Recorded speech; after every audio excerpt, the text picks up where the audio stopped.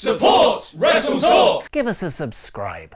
It's time to go through our predictions for AEW Revolution 2024. I am Luco in DAD. I'm joined by Tempest. Welcome to the WrestleTalk Podcast. Please do press the subscribe button, give us a little thumbs up, leave a comment down below with your predictions for AEW Dynamite. We were just talking before we came on AEW mic. Dynamite?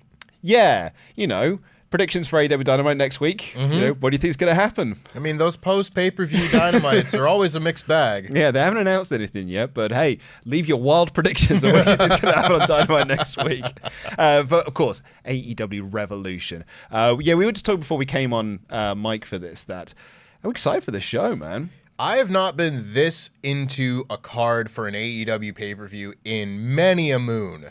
And even more excitedly, I don't know who's going to win a lot of these matches. There are some that I might feel more strongly about than others, but a lot of these matches I feel can go either way. Yeah, I think there's certainly some of those mid-card matches, those mid-card title matches, could swing either way. I'm pretty confident on some of them, but like I've got some questions about the main event. Certainly the tag match for the tag titles and a couple of other things on the card. I'm looking at it being like, huh. And I kind of feel often with AEW pay-per-views, when we do these prediction shows, I'm kind of nailed on with what I'm going to say when I come into the room. Yeah. But I feel like this is one of those rare times where I've come in for an AEW prediction show where I'm like, I think I do, but I might change my mind while we're recording. I can be swayed depending on what we say leading up to our actual pick. Absolutely. And there's 9 matches currently announced. We were just speculating then where they could add a 10th match if they wanted to do something around the TBS title. But I'm sure we'll get some buy-in matches. Absolutely, yeah. I'd imagine there'll be 3 buy-in matches announced by the time the Collision has finished. But as it currently stands following Dynamite, there are 9 matches. I think this is probably our main card that we're looking at here. Maybe the All-Star Scramble match gets moved to the pre-show. I mean, Jericho's on that. Jericho's not wrestling on a pre-show. That's a very good point. I did not think of that. And there could be something around the TBS title that kind of depends on Julia Hart, or they could just announce a triple threat with Statlander, Sky, and Willow for a number 1 contendership, maybe. Because you were saying that I think Julia Hart's injured, right? That's why she hasn't been on TV very much as of late. She's been dealing with an injury since the Abaddon match at World's End, so it really depends on her status whether I think we get a TBS championship match of this pay-per-view, because I think they've very clearly been setting up a 4-way, but it's whether we actually have the ability to have that match. Absolutely. Well, let's go through what we do have, and we'll kick things off with Orange Cassidy versus Roderick Strong for the International Championship. I'll kick things off. I'm going Roddy on this one. I think Roddy captures that belt. I've really enjoyed this second run with Orange Cassidy with this belt, but I feel like this feud is kind of cold at the moment, despite the fact I loved that Matt Taven match. It was way better than it had any need to be. But yeah, I'm kind of a bit cold on this at the moment, and I feel like the Kingdom need a bit of boost. Yes. I think that is the reason, because I'm going for Roderick Strong in this one as well.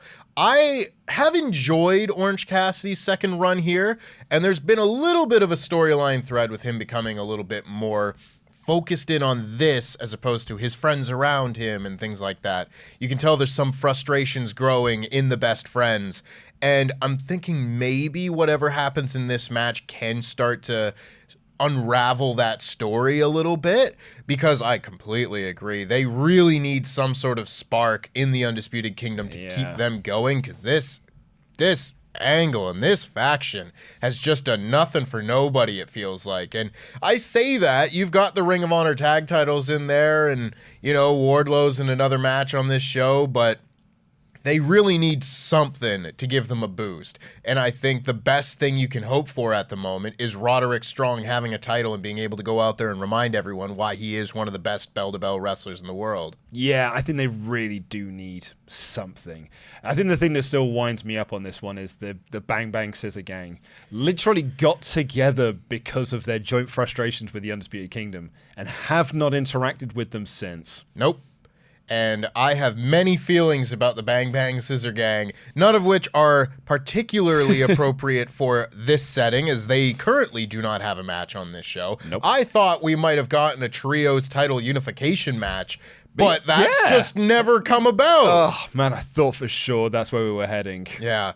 So to separate all that stuff from the Roderick Strong and Undisputed Kingdom bit, I think this match, I've seen a lot of people say like, oh, maybe this is like the cool down match or whatever. It's like, you people are out of your minds. Yeah. Roderick Strong is a player. Plus OC. And Orange Cassidy. You're going to go to the bathroom during an Orange Cassidy match? That's your fault. That's your mistake. Up next for the Continental Crown Championship, Eddie Kingston versus Bryan Danielson. If Danielson loses, he has to shake Eddie Kingston's hands. This was another one I very much struggled to come up with who I thought was going to win this because, of course, Eddie Kingston beat Bryan Danielson in the Continental Classic, so you'd think maybe now this is a good time for Danielson to get his win back. Maybe that allows them to extend this story a little bit further. They, of course, could do that one way or the other. But I'm going to go with Eddie on this one because I think the more interesting beat in this story is forcing Danielson to have to shake his hand. And then, I mean, we saw it with the Jericho feud with Eddie Kingston a couple of years ago. It's more interesting when you have to shake his hand and they're like, I simply won't. Yeah. And then they have to come to grips with the consequences of those actions. So I think Eddie Kingston winning is the best avenue to get there. We saw on the Dynamite show leading up to this that Danielson choked him out, ducked the back fist, hit the knee plus, did the steppies, and then just like proper choked him out for it. So he got the win over Kingston going into the show. So kind of lines Kingston up for the win here. I also think it's just Danielson likes putting people over. Yeah. If there's one thing that Danielson really likes doing, it's losing and like making other people look really good. I'm also going with Eddie on this one. I kind of got a bit of a theory running through my head of what you do with Eddie after this based on the interaction you have with the Young Bucks, which we're recording this before we do the Dynamite show, but maybe I'll go into that in a bit more detail on that Dynamite show.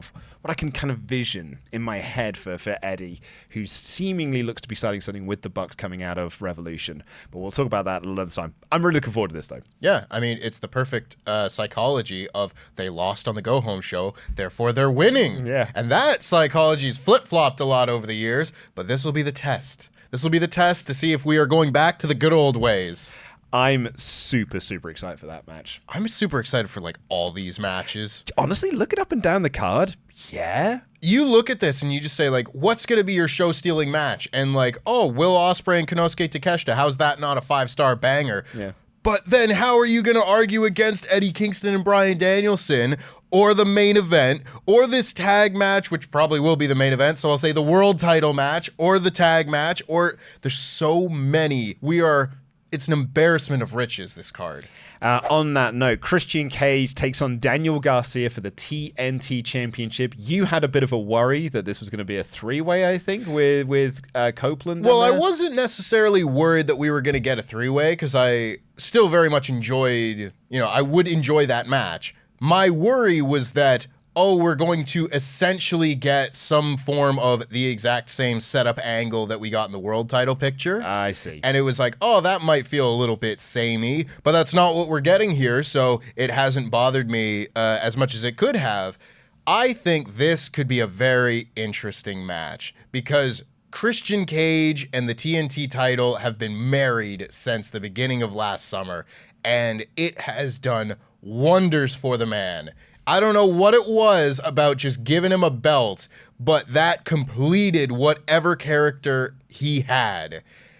And I don't know if you can take that away from him right now. I'm sure he would still do fantastically without it. But at the same time, I'd really like to see Daniel Garcia get a big win. Yeah. It feels like kind of his time to ride this little wave of momentum he's had coming off of a poor, quote-unquote, showing in the Continental Classic, getting that pin at the end, the win at World's End, getting the win in the cage match against the House of Black. This feels like the next progression for him to really show why he is a player in AEW, why he can be a mid-card champion, and maybe someday even better than that.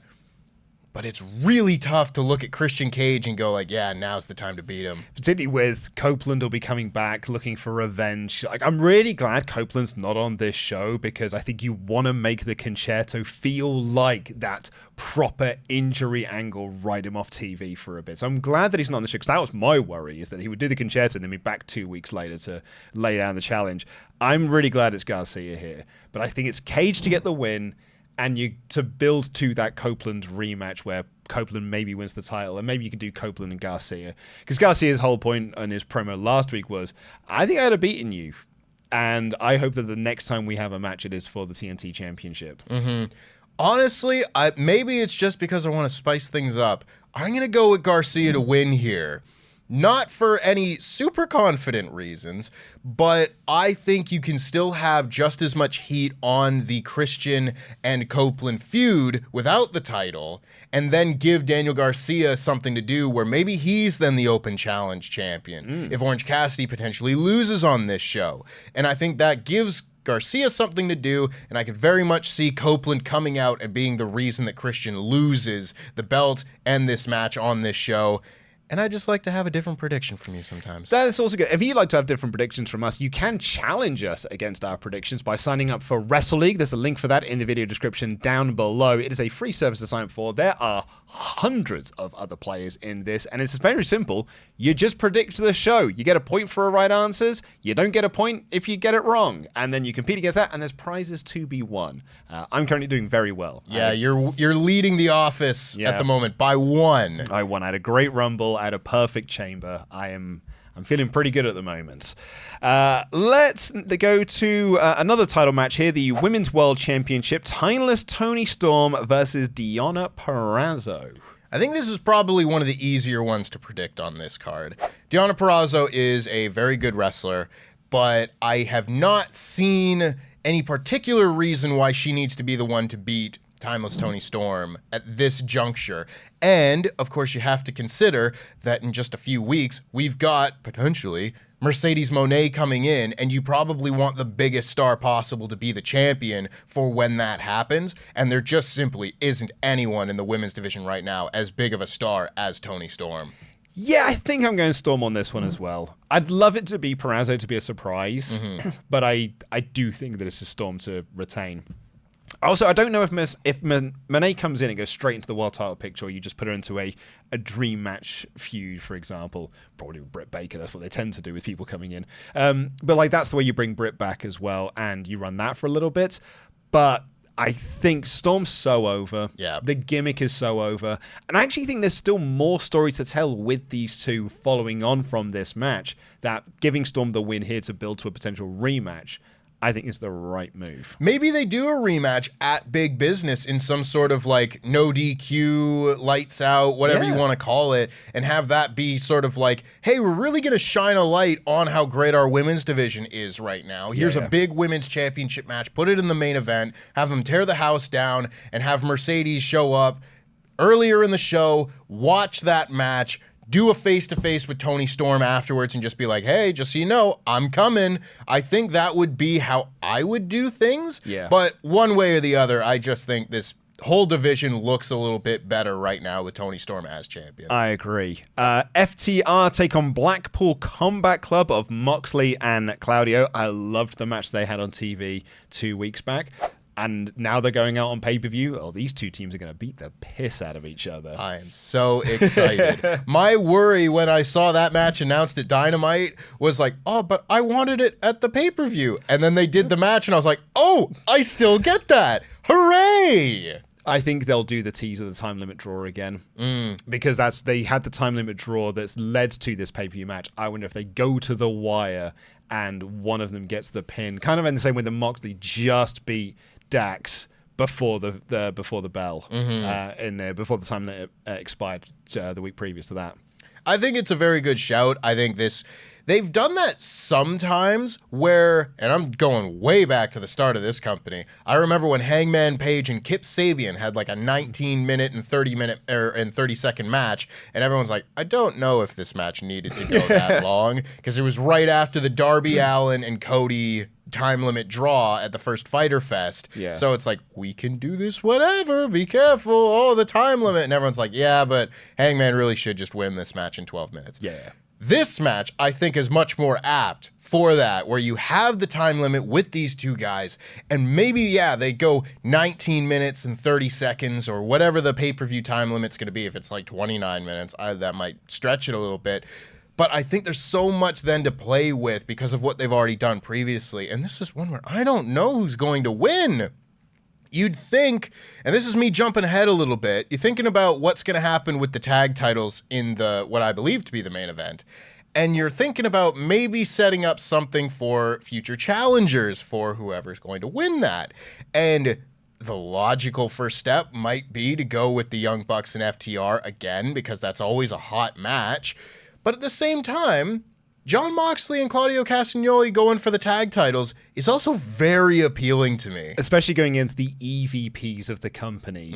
I think there's a lot of fun there. The idea of they came across to find a better place and create a better workplace for everyone, and what they've just found are these two dickheads at the top of the company, and now they're the tag champs. Oh, the more you're saying it, the more you're convincing me that I want this match to go that way. Yeah. Especially when you consider that it looked like FTR had the match won, or were on the verge of hitting the Shatter Machine right, yeah. or the Big Rig, when this time limit expired the first time. Maybe that means that they come back around and have, Moxley and Claudio be the ones to pull the match off in the end in this one. So you going with BCC? I think I will. I'm going to go FTR. It's fun. Just for a bit of difference, bit of spice. Yeah, I feel like FTR, and I think it is off the back of that. They nearly got them last time. Maybe this is the time they just get them. Yeah. And I'm thinking I'm sticking with FTR on that one. Half this card could go either way. I love it. We've also got, I think this one's probably a bit more nailed on, but it's Will Ospreay versus Konosuke Takeshita. Straight singles match. It's the Don Callis family. I feel like this is either the start or the actual conclusion of Ospreay splitting away from the Don Callis family. I completely agree. I don't know if it's just, you just do the match, Will wins, and that sets up tensions, or if it is literally, at this point we do this. Or do you wait until Carl Fletcher is able to get back from his visa issues, or Mark Davis is ready, and then you can put the United Empire on TV. But I think Will wins here, right? I would have to imagine. They could do a swerve because Will Ospreay is so good that he could be seen as bulletproof, that he could lose his first match, and it's like, oh, what a shock. He doesn't win his debut? This guy who's supposedly the best in the world, but he is so good that they can kind of recover from that.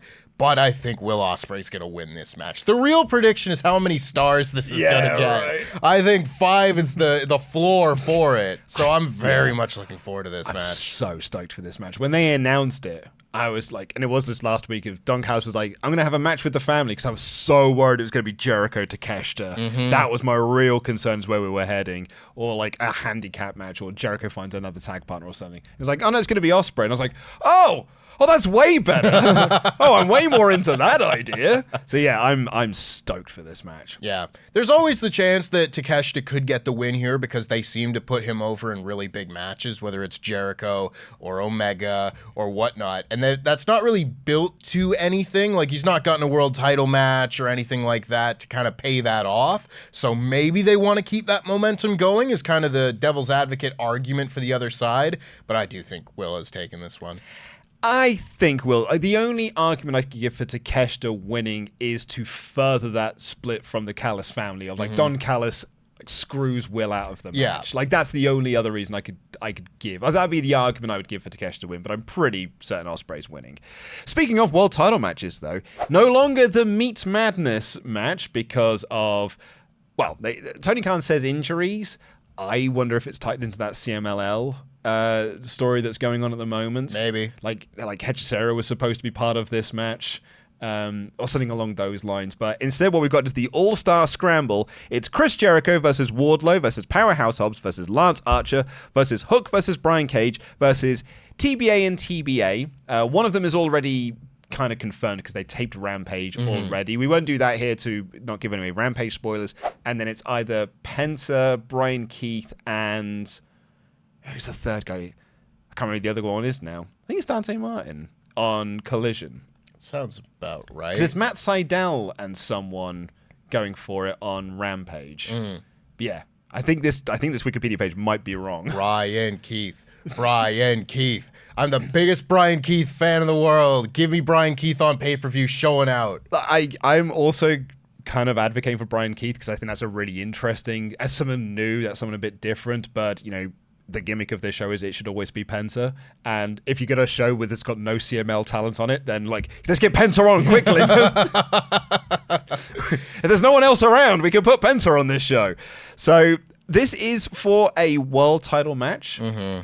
They've basically set up Wardlow to kind of win this. He had the big promo on Dynamite a couple of weeks ago about how he's coming for the world title. But there are some, other names are in there. Hook's obviously been involved in the world title scene. Jericho hasn't had a big win on pay-per-view seemingly for ages. Yeah, I guess not. But he's the guy I've got kind of him and Cage. I've got kind of low down the list of people here. But I think I'm pretty pegged on Wardlow getting the win. I think that's probably a good shout because I'm probably going to take Samoa Joe to retain, spoilers, in this world title 3-way. So you look at what you could do with that coming out in the list of different potential winners of this Scramble match and the War Joe rematch, hearkening back to a year ago, at the very least has something to work with there, whereas all the other ones I'm just like, that'd be a good match. Samoa Joe and Chris Jericho, I'm sure that would be good. Samoa Joe and Lance Archer, do Hook again, Brian Cage, etc. They all seem like fine matches, but if I'm trying to put together what makes the best story, it's probably Wardlow. Yeah. And I wouldn't have expected to say that until very recently, but that promo really did a lot for this guy. I was about to say, the Undisputed Kingdom. Yep. I keep kind of calling them either the United Kingdom or the United Empire. I've really got to work out my tongue with that one. The Kingdom. I was like, as a faction feel ice cold, and even Wardlow felt kind of ice cold. And then he just cut one promo, and I was like, oh, this group's doing wonders for this guy.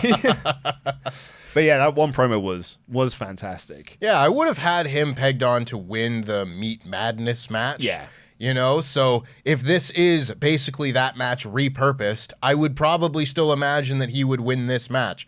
It's funny to me, they keep doing these big multi-man things, and they've just kind of forgotten that the face of the Revolution thing ever was a thing at Revolution. Maybe they've lost the Sonic ring. Maybe that's it. Yeah. The big brass ring, you can only grab it so many times. They can't find it in the warehouse. And I was like, I left it here somewhere. It's underneath one of these boxes. But instead it's just an all-star Scramble match. We've got two more matches to cover here. One of them is for the AEW World Championship. We'll do that first, and then we'll do the tag match, because I agree, I think the tag match will be the main event. But it is a triple threat for the AEW World Championship. Samoa Joe defends against Hangman Adam Page and Swerve Strickland. Oh, I'm excited for this one. I'm so excited for this match. Yeah. When I saw that first Dynamite of the year from Daly's Place, and it was like, here's your world title scene for the first few months of the year, I was like, oh, I love this company again, because there are not two wrestlers right now that I am more in love with than Hangman Page and Swerve Strickland.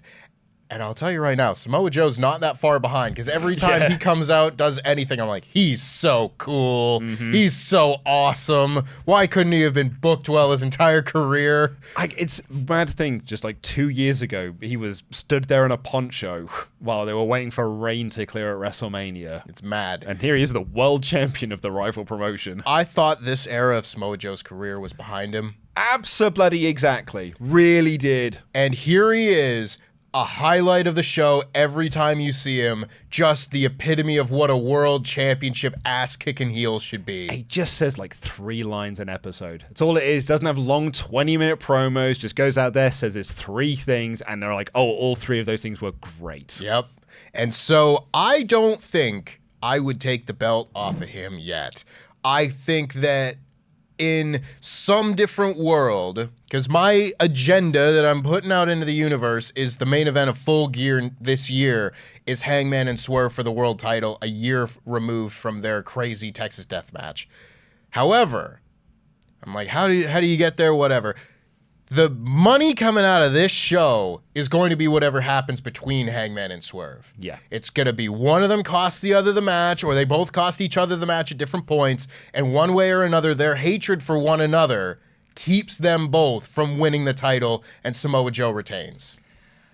We had an Ultra Chat in on a Dynamite show, I think it was last week or maybe 2 weeks ago, that I have not been able to get out of my head, which is the closing to this match is a repeat of when he first won the world title, which is the Bucks show up at ringside, give him the nod of approval, and then he hits the buckshot and wins. And I keep thinking of that, and it's like, and if he hits the buckshot and he pins Swerve Strickland, and that's how Page wins the world title. Spoilers, the Bucks then win the tag titles in the main event. Heel Elite running the company. Ooh, it's tasty. Isn't it, though? Like, someone said that, I was like, that's brilliant. I love it so much. And I've not been able to get it out of my head.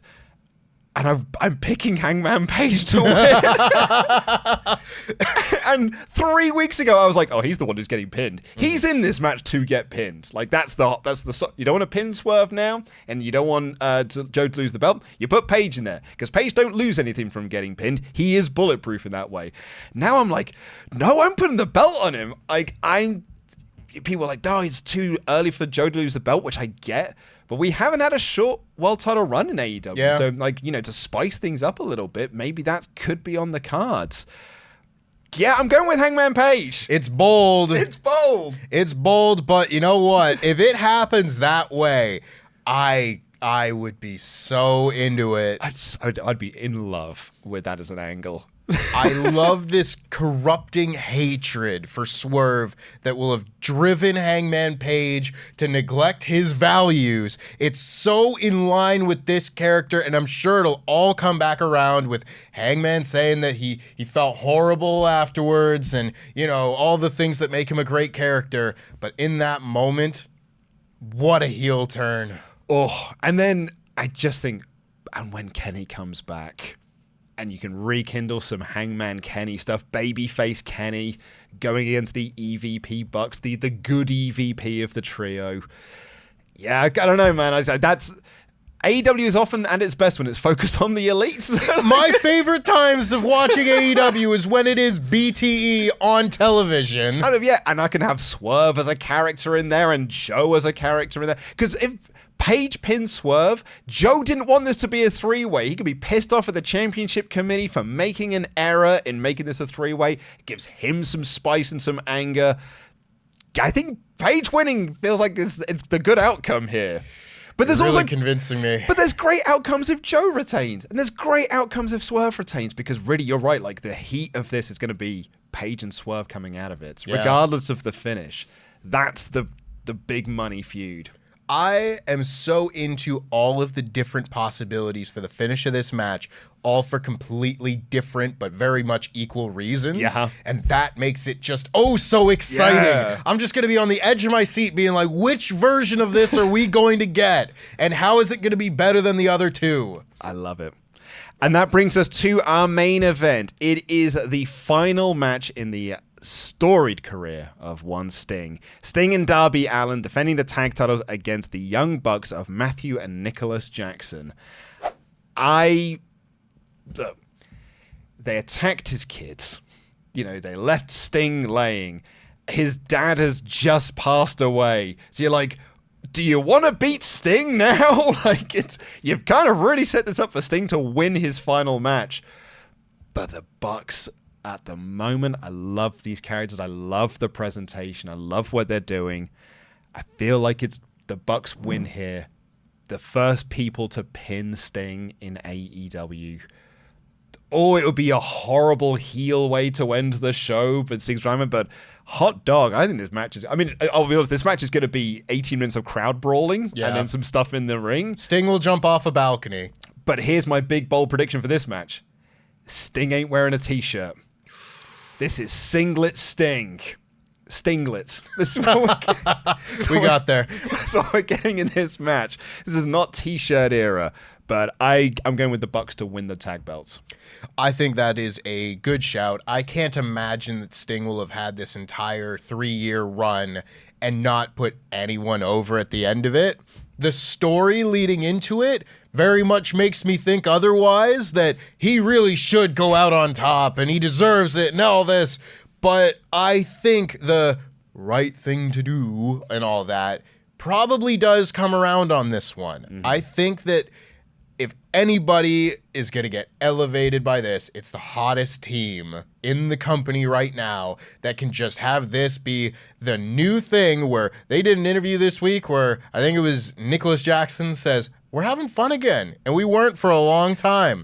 I can tell that, Nicholas. I've been watching the show. I wonder why. I wonder what was causing so much animosity and everything. But this is the new launching point for the Young Bucks, and we just said everything that could happen in this world title match as well. And if the closing angle, the closing shot of this pay-per-view is tag team champion Young Bucks and Hangman Page world champion in the middle, there's a new launching point for the new hot angle the rest of your year practically.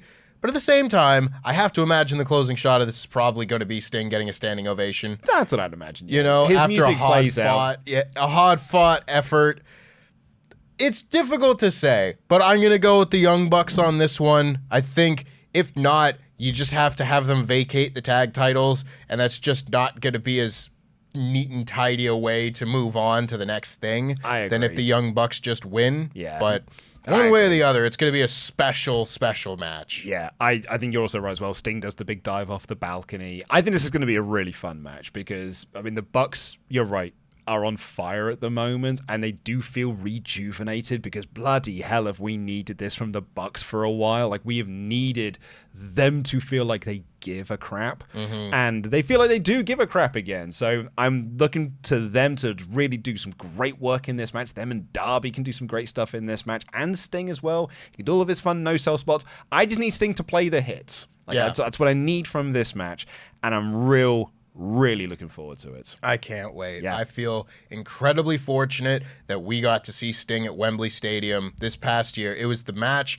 that I came away with the biggest smile on my face, and it was because even after all those years as a fan, I got to see Sting wrestle live for the first time. Yeah. And I feel very, very fortunate to have gotten to do that with his retirement match coming up here.